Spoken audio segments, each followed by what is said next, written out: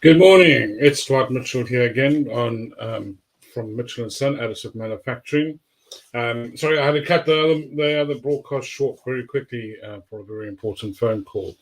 I just wanted to go over a couple of things that have improved and that the improvements that we are making within our business and to our customers over the last few months.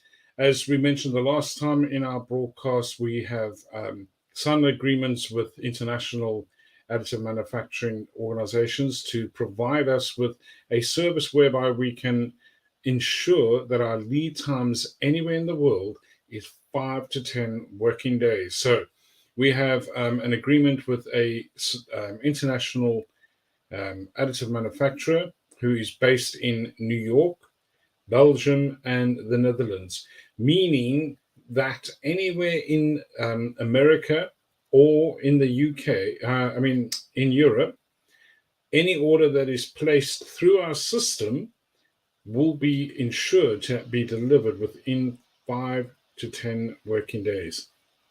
Here in the UK, we have an agreement with a additive manufacturing company based in the Midlands and also based here in Southampton, whereby we ensure that we can deliver within 5 to 10 working days.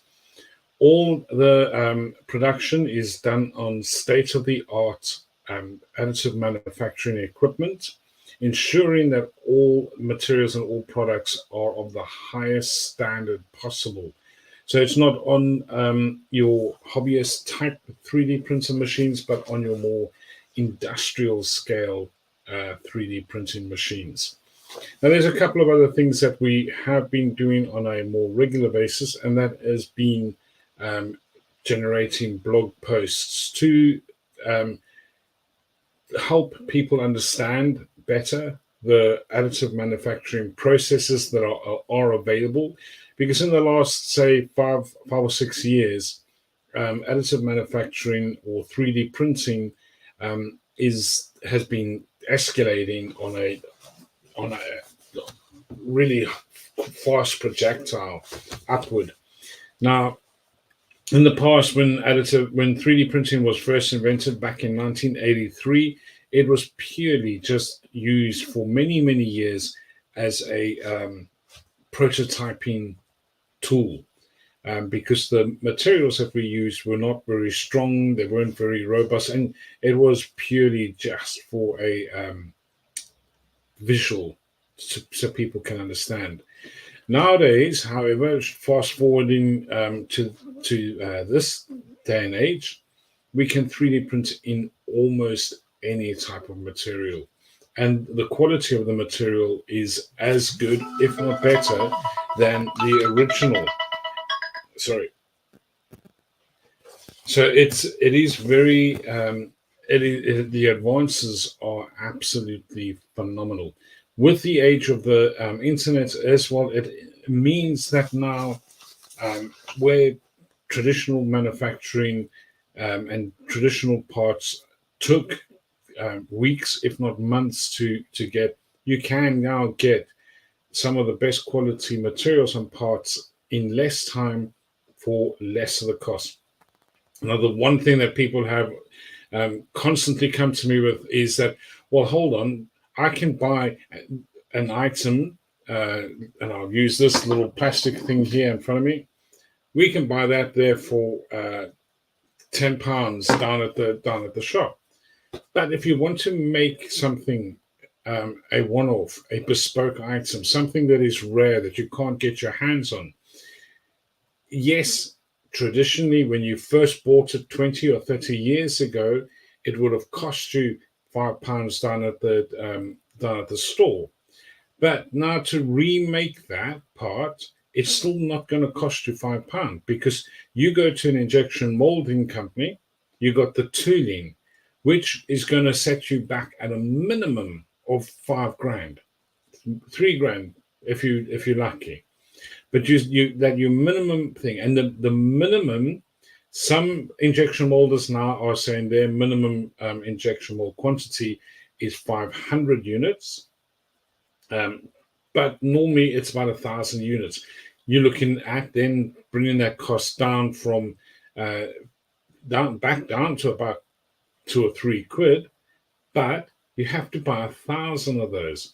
So if it's something that's not readily used, if it's something that is it's just no longer, there isn't a demand for it, you are going to be laying out a massive amount. Like I said, a minimum of £4,000, £3,000 for the tooling, and then for the production. Then, if nobody wants that part, you sat with between 500 to 1,000 parts that you no longer need. You can then, or you can go to a machine shop and say to them, you want to produce a part.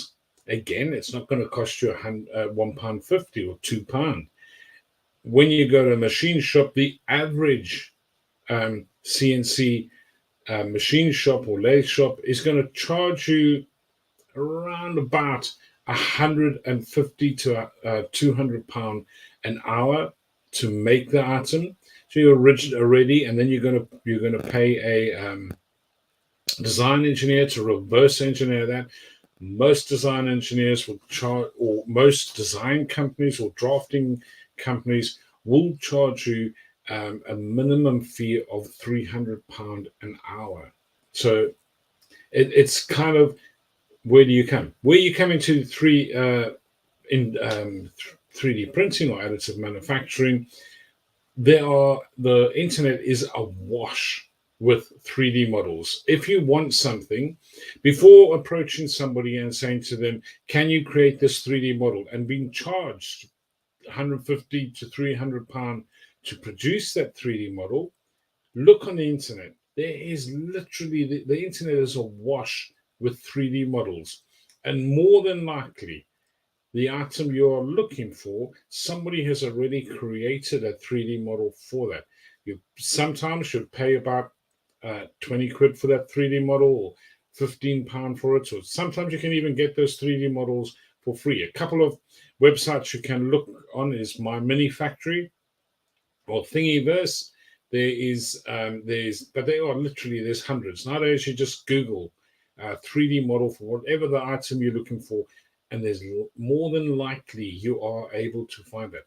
Then you come to a 3D printing company such as us, and we can 3D manufacture that for you in a range of materials. The list of materials is it's astronomical. What we can do, because we have a number of associates or partners that we work with, we have a range of materials that are at our disposal. We don't have all the machines on site. However, we do use a large amount of materials: PLA plus carbon fiber, ABS plus carbon fiber, PETG plus carbon fiber, glass bend, which is it's like a fiberglass. It's a filament infused with fiberglass. There's wood, PLA wood, which simulates the reality of wood and looks a lot like wood. But then with metals, we can do stainless steel, we can do copper, bronze, gold, 14-karat gold and 18-karat gold, sterling silver, rhodium-plated brass. So there's quite a large range of materials that we can offer to do your partsing. Now, speaking of the gold and the sterling silver, theoretically, you're not actually 3D printing gold in that regard. So even though 3D printing companies will offer, like we do, 15, 14, and 18-karat gold as a 3D printed item, it's not theoretically 3D printing gold. It's using, in the same process, in the same manner where any gold jewelry is made nowadays, it's used through what is called investment costing. So what investment costing is that you take wax, so you create a prototype of whatever you want to do, you get the wax, you take that wax and you put it into a ceramic shell, put that ceramic shell into very fine sand, so casting sand, and then you melt the gold and pour it in. That way you capture the entire thing. And I want to show you, because there is a blog on our website which we've written with the lost wax process. So I'll share that with you now, if I just can share my screen. Just get into my screen, and where are we? We are looking for there we go. So this is the lost wax. It's a blog that we wrote a couple of weeks ago, maybe a month ago, on lost wax, and it explains the whole lost wax process. So you're making the mold over here, the wax molding. This is the traditional way of doing investment casting. Is you make the wax, make the mold.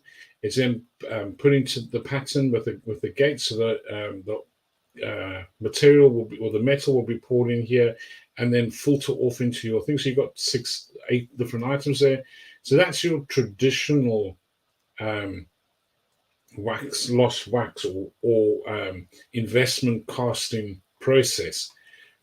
With 3D printing, where 3D printing comes in this is that 3D printing, you can 3D print the wax over here, which is 3D printed. So you create the 3D model, 3D print the wax, so you used in the lost cast, and then the process is pretty much the same. So you do make the ceramic shell, melt down the gold, and then poured in, giving you your end product. And that's what's here happened here. But it gives you really fine detail, gives you accurate detail, because of the wax or the ceramic holding and keeping the wax, the shape of the wax. When the molted gold, or here you've got molted aluminium, is poured into that mold, the wax is just disappears. It melts. It's gone, and it's taken.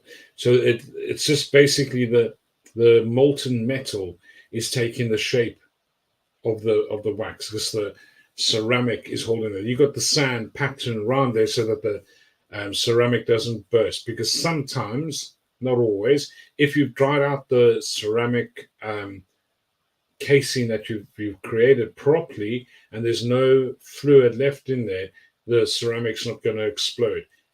Sometimes not all the water is, or not all the moisture is dried out of the ceramic properly, and you can have quite a bit of an explosion, destroys your whole cast, and you've got to start again. But by placing it in the casting sand, you kind of holding it in place when the metal is poured in. Once that's cooled off, in the same process here, once it's cooled off, it's cut off and then broken down, and you end up with your finished item. And that's, jewelers do that currently for jewelry, for gold, for anything silver in that regard. So, and there are a lot of jewelers. I know there's a jeweler here in Southampton who has very much taken on the 3D printing as a process, rather than basically just doing the traditional thing. I did have a jeweler contact me about a week ago requesting the same thing, and that she still uses the traditional method of investment casting, creating the 3D model in wax, and then going that process, where I try to explain to her, actually, you can come to the 3D model, where we create the 3D model and then you 3D print it. You're kind of reducing some of your costs, some of your time, and lost error. So the 3D model is a little bit more accurate in that regard. So that is one of the processes. Now, something else which is more beneficial to architects is the fact of 3D printing in full color.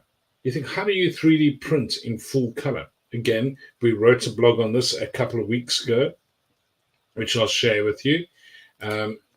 So just get to that. And with 3D printing in full color, it's using sandstone and ink. So sandstone, when it's powdered down, becomes a white medium. And then just like any traditional printing on a piece of paper, you print with inks. So it's not pretty exactly like 3D printing on paper, but the idea is there. And that's how you get these, how they can 3D print a foot with all that's transparent, with all the ligaments and the bones that you can see through, and the color and the blood, and how Nike can 3D print a trainer for you in color, full color, is using inks in the same way. Here we have a few miniatures that have been created and designed shapeways, and they are in full color. As you can see, that the color is absolutely brilliant, and it's precise. And that is 3D printed sandstone through our various different partners that we have, that we've got agreements with. We can 3D print using this technique. So if you want something like this, if you need a product like this with color, let us know. Here's a classic example for architects, where it's the architect wants a house as a model to show, and there's various different levels, different coloring. In the past, it was a little bit more difficult to do that, and you would have to color afterwards. Here, the 3D model is produced, it's printed in color, so that the architect can then take that to the customer and say, there's your house, that's what it would look like. This is the concept of the design. What do you think? Creating a perfect 3D model in various, and the colors and the textures. It's based on how that works. Is it's if you know Blender with all the different colors and textures. So when you submit a 3D model, a colored 3D model with textures, they would need to have all the images in the same way as a Blender model. So Blender, to export it with all the colors and the textures, I think you export it as a .fbx file, which comes with all that. So it's not a standard STL file. It's not a standard OBJ file, which will then, so that when they are being printed, the machine can be programmed to print as you want. So there's a blog on our website which you can read, which explains how it works. It explains a little bit more in detail. And if you want to, if that is something that you need as a requirement, then yeah, contact us. Let us know what your need is, and then we can send all the files off to our partners and get those produced for you. So that's quite a lot of different things. That's how 3D printing is changing so quickly, and in ways which are mind-boggling, futuristic. If you ever watched the show in the 1980s called Beyond 2000, that's where 3D printing comes in. You think, oh wow, this is incredible, where you can push a button and you have a 3D image or 3D model of something you've dreamt up or imagined. Now, there's a couple of other advancements, because a lot of people that I speak to don't always trust or take my word for the advancements and the technology used in metal 3D printing. There's a couple of videos that I've been watching online, which I want to share a few snippets from that. The first one is a Mark Forge, They were at a show recently, not too long ago, and they give a explanation of their new Mark IV 3D printing technology and atomic diffusion of material and how they use it. So I want to share that with you quickly. I'll only share a few minutes of it with you, but just listen to what he has to say. It is quite incisive. So have a listen here. You can use, you can input the energy in a lot of ways. It could be by laser, it could be an electron beam, but there's a new technique. We're talking about atomic diffusion additive manufacturing. I'm with John Riley, he's vice president of product for Markforged. John, atomic diffusion additive manufacturing, what is that? So it's basically the intersection between extrusion printing and metal injection molding. For a long time now, we've been creating end-use components to metal injection molding. How you do is you take a metal powder, you bind it in a plastic material, and you shoot that into an injection mold, just like you're injection molding plastic. But once you have that shaped part, you then wash it in a debinding station that takes the plastic out of it, leaves a little bit left to hold the powder together, and then you sinter it in an oven, and the metal diffuses into itself. The part shrinks about 20%, and you're left with your solid final component. So what we do now in the printing side is we're able to create a way to actually extrude that same material and form your part additively, layer at a time, to build it into the shape that you want your final part to be. In software, we scale it up so that we account for the shrinking that'll happen in the sintering process. And then after that, you just send it through the same end processing that you would with metal injection molding. So what I'm holding here is a sprocket from the Ducati that's behind us that we've printed using that process and then sintered. And this is 17.4 stainless steel. And as you can see, it's a solid part. It's incredibly strong. We're seeing strength performance that's equivalent to raw stock 17.4. So we're able to get really great parts in an additive way. And now there's some advantages to creating parts this way that we think are really going to change the industry. First of all, you can do now captive infills. So just like when we print plastics, you can print a 50% triangular infill inside of your metal part.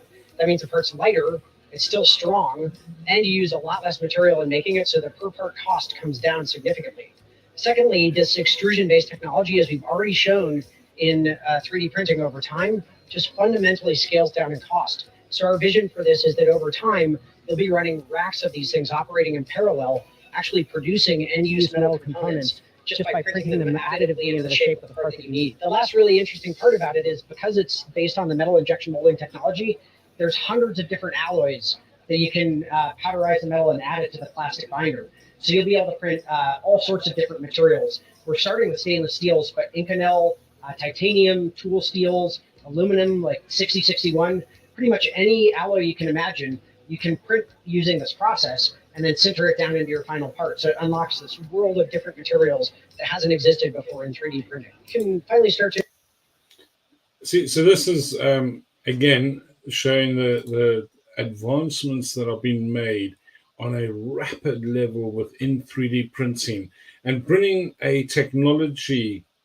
into our hands and into our homes, which was only available in big manufacturing organizations where you had to pay hundreds of thousands of pounds for not one, but 5 or 6 different machines. I mean, if you had a machine shop, an old traditional machine shop, minimum you needed at least 3 or 4 machines in there, each probably costing you 5 to 6 grand secondhand.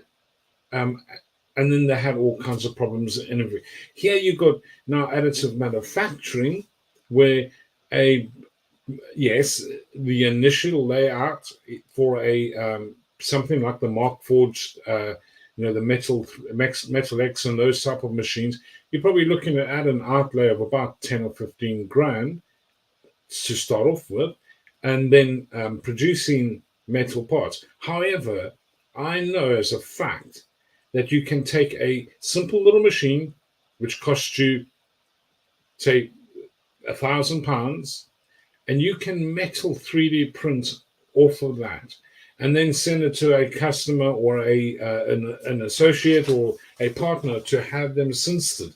You can even get a little cinster and a wash base bag in it. So for less, so for about 3 or 4 grand, you could be 3D printing metal parts at home on a relatively good FDM printer, buying the filament. The filament per roll costs about £200 or £300 of steel and of copper. Knowing where to buy that is obviously important, but you can look on the internet. You don't have to have a specialist tell you where to go, but you can look these things up on the internet.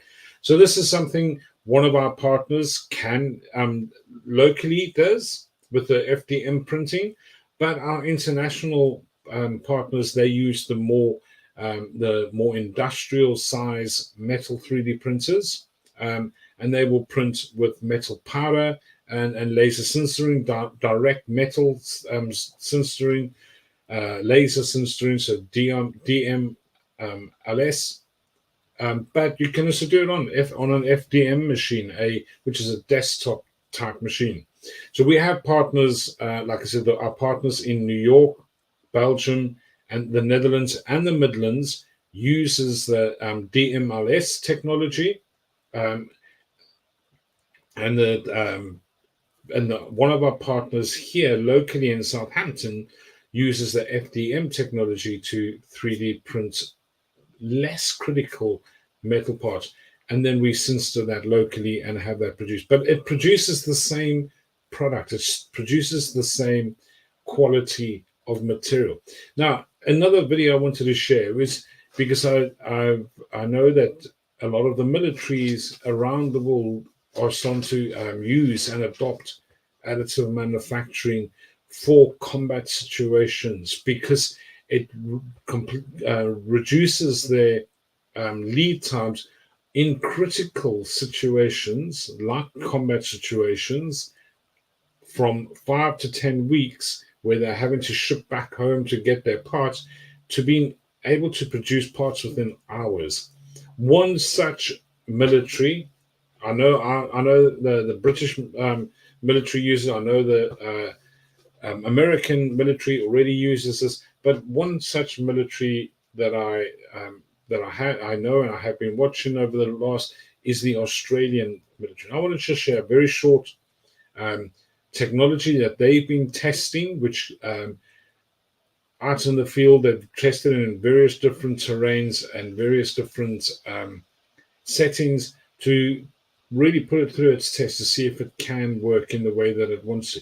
So have a look at this short little video. Just a very short video again, which I found was very, very interesting and insightful and incredible, to be perfectly honest.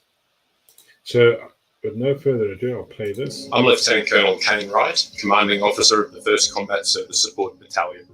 Over the last few months, the Australian Army have been conducting the world's first field trials of a warp speed 3D metal printer.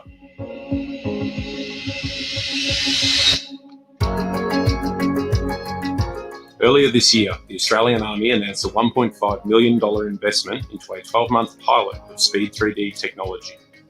The program includes the training of soldiers in 3D printing and the trial of Speed 3D's large format warp speed 3D metal printer. The trial is designed to test the feasibility of deploying Speed 3D metal printers, both on base and in the field. Warp Speed uses patented cold spray technology that enables significantly faster and more cost-effective metal part production. Developed in Australia, the printer is capable of printing large metal parts up to 40 kilograms at 100 grams per minute. The trial has proven the printer and auxiliary container can be easily transported on the back of HX-77 trucks.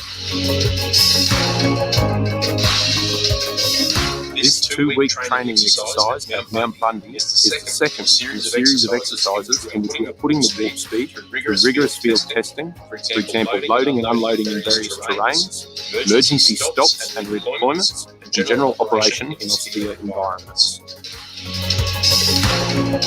Soldiers have been training at Charles Darwin University for over 6 months now, learning everything from design to certification of 3D printed parts. They have produced over 50 case studies for parts that can be replaced in the field with metal 3D printing. As an example, here is one of the parts produced today, a bulk fuel module mounting bracket, which enables safe operation of manual fuel pumping. This part was designed by one of our trained soldiers and is able to be printed, heat-treated, machined, tested and put to use here in the field.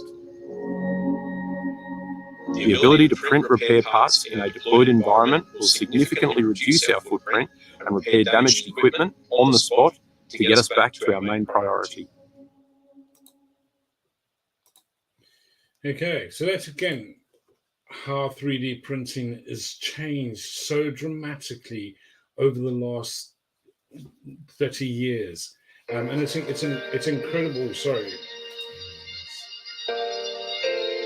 Shut that down. So it's incredible how that has changed and why I want to show you that is because here, if in a combat situation, in a situation where lives matter, lives really, really matter, and the situation can change, and you don't have 5 or 6 weeks waiting for a part to come from your home country or another country, or you don't have, you've run out of those spare parts, where time is critical and lives matter. Using this technology has so advanced so quickly that it is being used in very high volatile combat situations throughout the world. So this is a technology that, their machinery, obviously, because of the conditions that the military has to operate in, and the environments they often have to operate in, their machinery, obviously, like that Australian one, 1.5 million, because it needs to be really, really specialized. Where here in everyday life, for everyday manufacturing purposes, that doesn't have to be in that expensive. We don't have to lay out that type of money to be able to produce the same quality type of materials, the same quality type of items. Porsche has a few years ago, probably 2 or 3 years ago, run some tests on 3D printed aluminium parts and 3D printed steel parts. Their conclusion, you can look this up on their website, their conclusion was the 3D printed parts were as good, if not better, than the original parts. Now, you think, okay, so what makes 3D printing metal as strong and as versatile as it is? There is another short little video. I'm not going to play you the whole video, but I'm going to play a little bit of a video to show you a little bit of the science behind the metal that is 3D printed. So again, I'm going to just share 2 or 3 minutes. So I'm not going to take up a load of time, but 2 or 3 minutes just to share why that 3D printed metal and the science behind the 3D printed metal. So bear with me again as I just want to share this with you. It's Chrome again. No, yeah, Chrome. So, okay. So this is from a company, a website called Real Engineering, and they make a range of different really good, interesting educational videos. So have a look at this. This episode of Real Engineering is brought to you by Brilliant, a problem-solving website that teaches you to think like an engineer. One of the first things you learn in mechanical engineering is how to design your inventions in a way that is possible to manufacture and assemble. This is a skill that takes time to learn, primarily by working with machinists that look at your design and laugh at the incompetence of this young college kid. From placing fastener holes in inaccessible locations to placing sharp inner corners that no milling machine can achieve. So much of our engineering capabilities are dictated by what we can manufacture, and every time a new method of manufacturing is invented, it ushers in new technologies once deemed impossible. Just as the simple cylinder boring machine facilitated the Industrial Revolution, 3D printing may now be opening doors to new designs. Complicated hollow structures are now possible, allowing designers to integrate cooling ducts directly into parts, an incredibly useful tool for high-temperature parts like turbine blades and rocket nozzles. we can perform something called topology optimization, where we use finite element analysis, a type of stress simulation, to tell us exactly where material is needed, allowing us to generate the perfect structure for our application, similar to how hollow bones are formed, and thus allowing us to save on weight, helping lightweight vehicles to gain even more performance. Often, parts are machined down from giant blocks of raw material to their final form. In aviation, we measure this waste with the buy-to-fly ratio, which divides the weight of the final part by the weight of the raw material it was manufactured from. Imagine taking a material like titanium alloy, which can cost upwards of $30 per kilo, and then throwing away 90% of it in the manufacturing process. Needless to say, this is a massive source of increased costs that 3D printing could help reduce. All of these benefits can come together to unshackle engineers to form the perfectly shaped objects, and perhaps one of the most interesting applications of this is this incredible 3D printed Aerospike rocket engine that has incorporated liquid cooling channels directly into the rocket nozzle's interior and shaped everything optimally to provide a highly efficient rocket nozzle that can operate efficiently at many different altitudes. But even with all these amazing applications, we rarely see 3D printed parts outside of prototype. Okay, so again, how technology is changing the world that we're living in, how it's shaping the new tomorrow. I don't believe with all my heart that 3D printing will completely eliminate traditional manufacturing, because every manufacturing process, every manufacturing method has its limitations, and every new technology is not without limits. So there are limits to 3D printing. Size is one of them at this moment, but there are a lot of limitations. In some instances, cost is the limitation to what 3D printing can do on volume. Time can be, because still 3D printing can be relatively painfully slow, but I know there are advances being made in universities around the world to try and improve the speed in which 3D printing or printers produce their products. So it's I hope what I've shared with you today has been educational, has helped you understand a little bit more about the processes, about the advancements that are being made within 3D printing, but also what we as a company can offer you. We're a small little company based down in Southampton, but we have partnerships with big international names all over the world. Both here in the UK, in the Midlands, down here in Southampton, and in New York, in Belgium, and in the Netherlands. So we are primarily a small little company, but we have such a big reach, and we can deliver a variety of parts in a huge range of material to your door within 5 to 10 working days. Our primary role also here in this business is not necessarily the 3D printing, but also the CAD design, because we often get a lot of parts to reverse engineer parts. So to be able to 3D print, we need a 3D model to be able to, before we can start. So somebody and we get this often, people give us a picture and say, there, 3D print that. We're not traditional printers. We have to be able to have a base to work from. So if you want something 3D printed, like I said, the internet is awash with 3D models. There is literally thousands, if not millions of 3D models already created out there. So if you want something, save yourself money, save yourself a little bit of cash at this time. Do a Google search for those 3D models.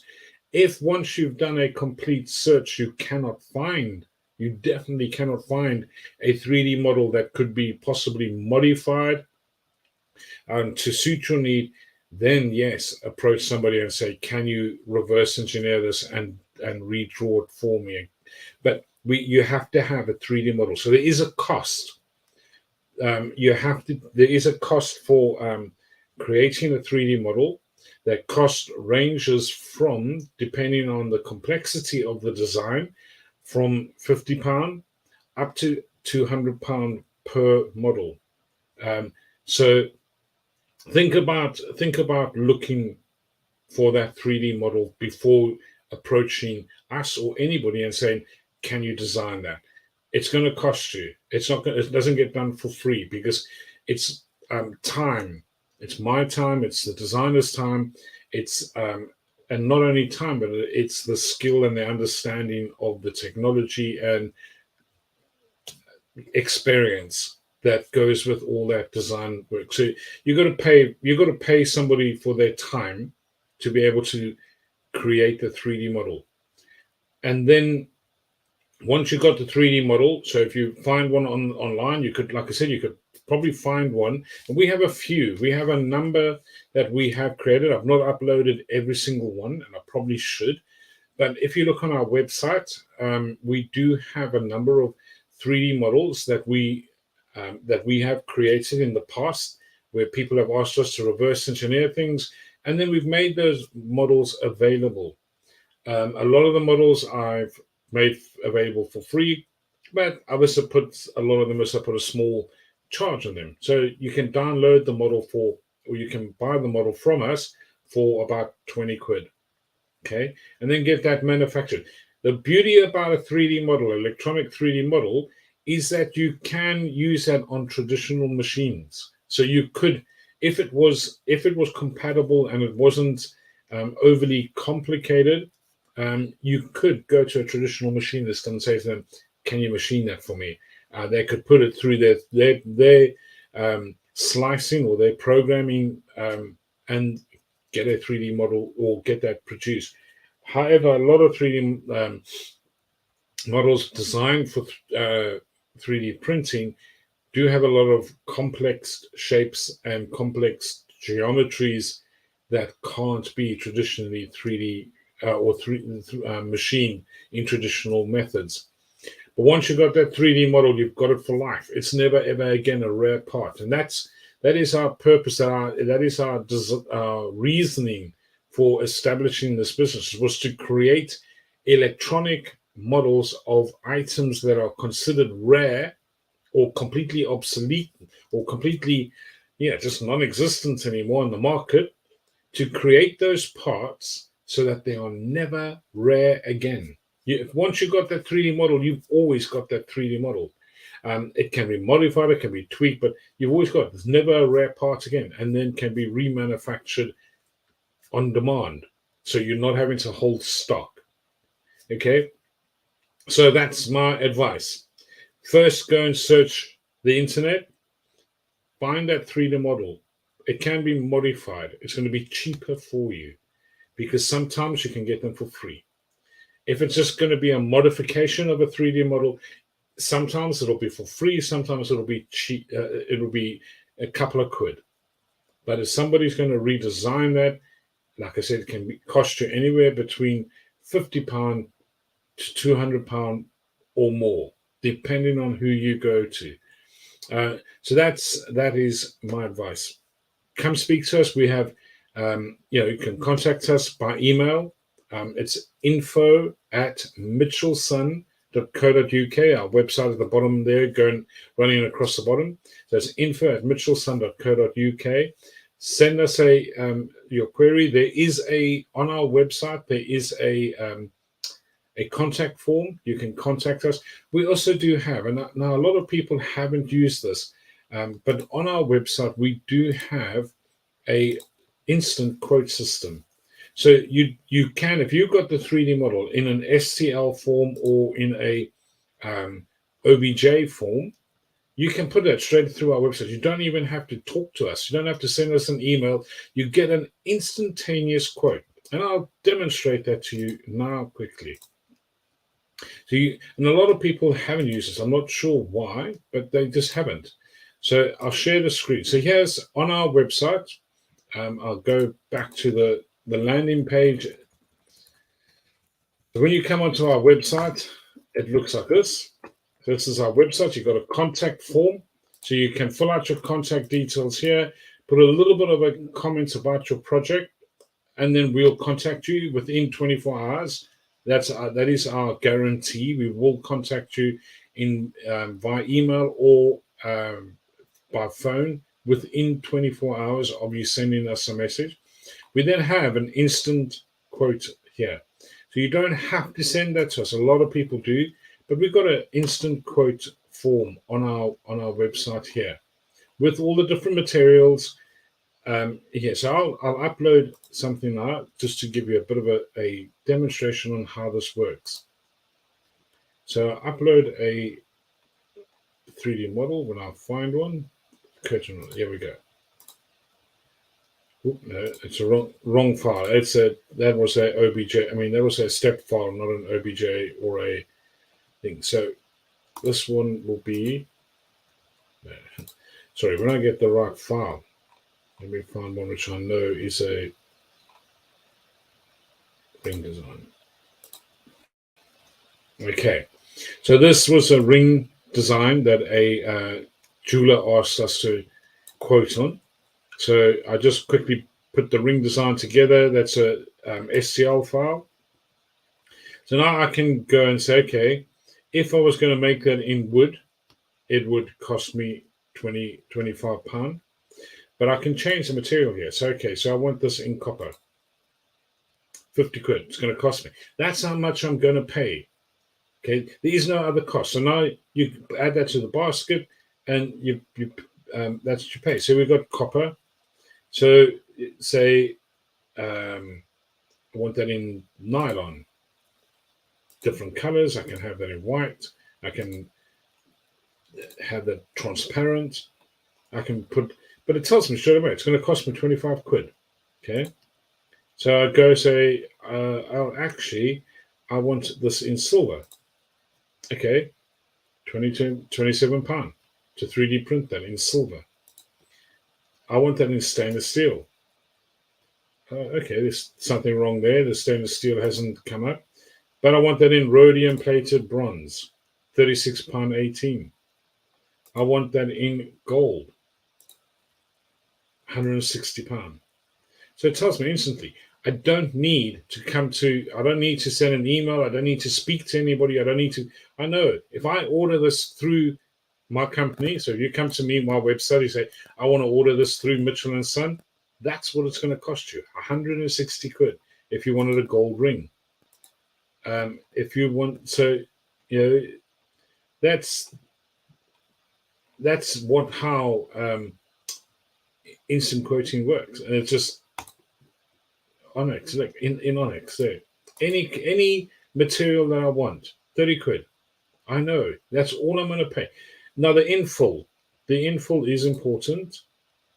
So in metal will always be, no matter what metal you use, the infill will always be 100%. So ignore the infill there.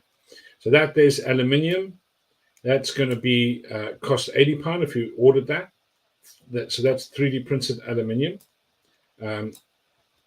The infill, ignore, because that will always just be 100%. It's going to be solid metal. You're not going to be able to.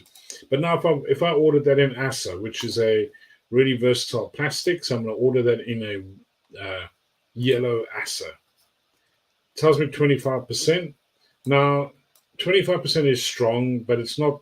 It puts a little bit of pressure on that, you're going to break it. So you say, okay, I want to increase the infill. The way 3D printing works is that the infill is like a honeycomb on the inside, and then you've got your surfaces. So you've got your walls to create that smooth surface, but the inside is hollow. So if you're doing 20%, it's got a honeycomb effect inside. That's all 3D printing. The more infill you put in there, the more solid that part. So if I made that 100% infill, you're going to have a solid plastic ring, made out of ASA. If I don't want it to be quite that solid, but you're going to pay a little bit more. So I don't want to quite that solid. So okay, so I'm saying 60% assets. Going to cost you still 25 quid. On some materials it doesn't really change, but on asset, I mean on other materials it will.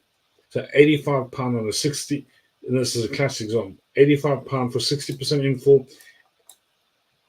It's still going to cost you. Yeah, that's not actually working. That was a bad example. I do apologize. Costable resin, £38. It's going to be 100% in full. Let me find here. So let's. I think I'll use PLA as an example.